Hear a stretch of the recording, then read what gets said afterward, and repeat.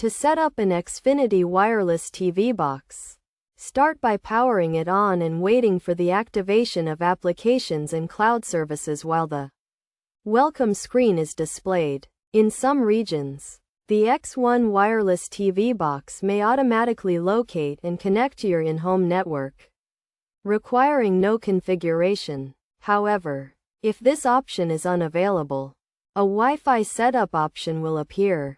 Choose your Wi-Fi network and input the necessary login details to connect.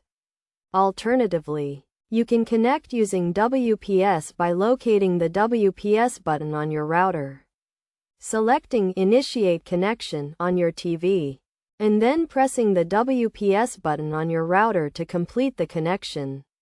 Once set up, you can move the wireless TV box to a different location in the house as long as it remains connected to the wireless gateway.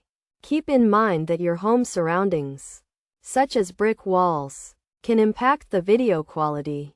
By following these steps, you can successfully set up your Xfinity wireless TV box and enjoy its features.